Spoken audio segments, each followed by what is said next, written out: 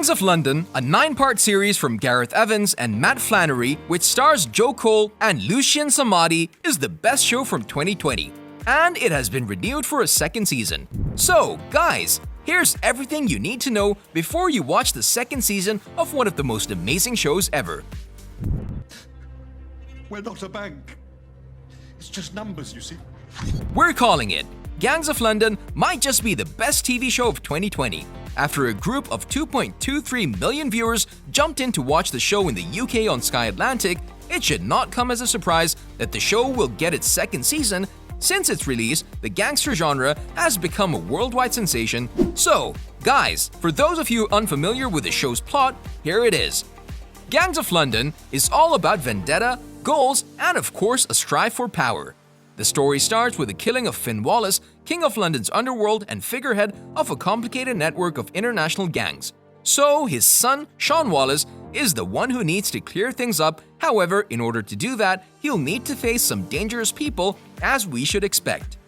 But what you should know is that the story has been in the making for over 10 years. The co-creator Gareth Evans' idea about a show slowly developed into something amazing.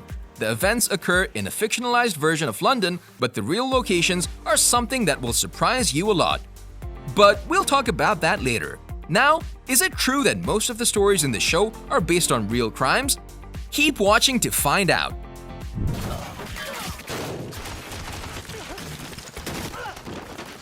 It's certain that most of the show's stories are pure fiction, but that doesn't mean that Gangs didn't include some real-life happenings.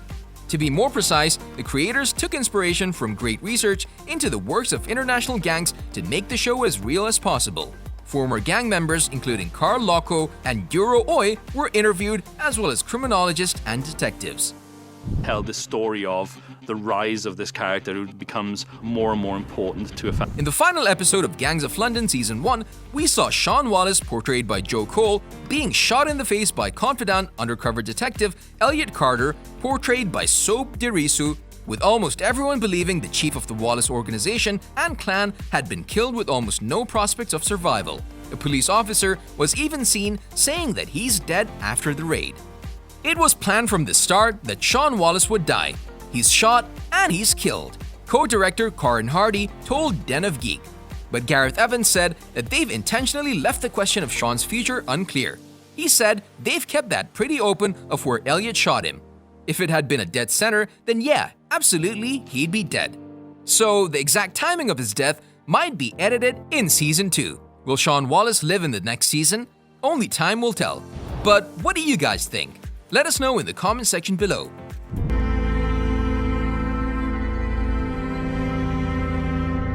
After the finished production of Season 1, the Gangs of London arrived on our screens.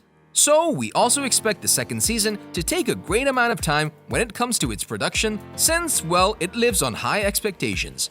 The second season will mostly focus on the first season's rapid narrative escalation, but we should also expect a much more complicated plot in Season 2, and a far more dangerous set of characters to continue the story.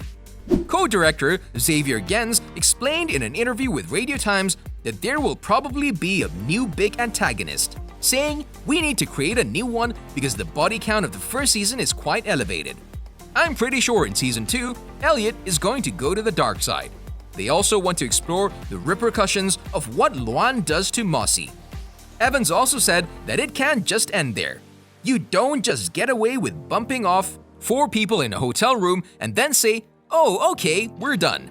There's a lot of scopes there, a lot of stuff that they can carry on and explore further. We're about to see a lot of Nargis Rashidi as Kurdish PKK militant Lail following the murder of the newly elected mayor of London and son of Pakistani heroin kingpin Asif, performed by Asif Raza Mir. Then again, the first season's closing scenes involved Finn Wallace's mistress, Floriana, and newborn son showing support of his wife, Marianne, who was killed on a park bench by Ed Damani, portrayed by Lucien Samadi. As the show is filled with twists and turns, the final episode was a shocking start of 2 characters, only known as Jacob and Miss Kane, representatives of the Wallace organization's secret investors who seem to have hired Elliot to clean up the mess made by Sean Wallace. With Elliot's cover failed, his police handlers all dead, hence not ready to verify his agenda, a la The Departed. The undercover cop will probably accept the evil hand just to avoid bigger trouble.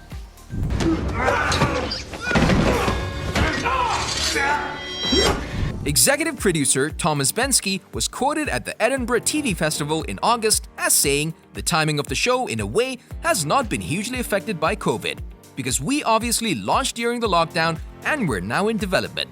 So, assuming the world doesn't end next year, we should be good. It's expected that Gangs of London will be released on Sky Atlantic and probably Stan sometime in late 2022. Set in what Evans called a Gothamized London, the show features a heightened atmosphere that's both familiar and new, no matter where you're from. The capital is the ideal environment for such a show, and there are plenty of reasons for this. We face the Albanians and the Kurds, the Nigerians and the Pakistanis, and the traveling community who've been pushed into the conflict. Each team has many intentions and loyalties connected to different parts of the underworld, and the Wallace's business interests include protection from the gangs controlling the docks, the drug trade, property development, money laundering, and more.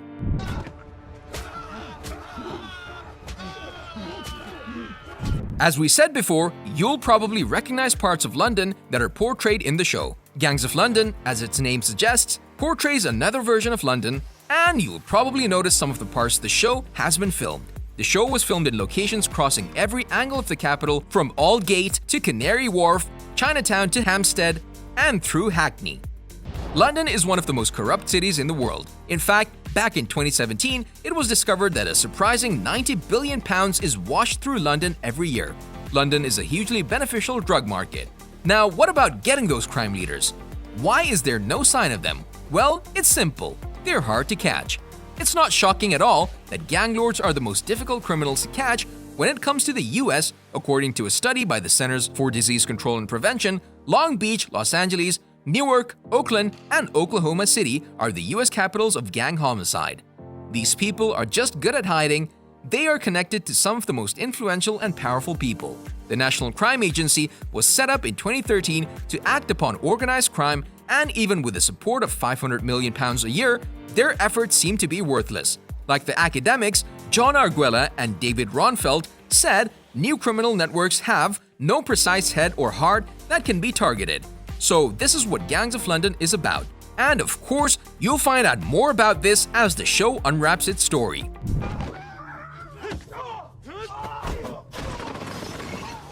What is your favorite thing about Gangs of London? You can tell us in the comment section below. If you enjoyed our video, make sure you subscribe to our channel so you never miss any of our new videos in the future. As always, thanks for watching, guys.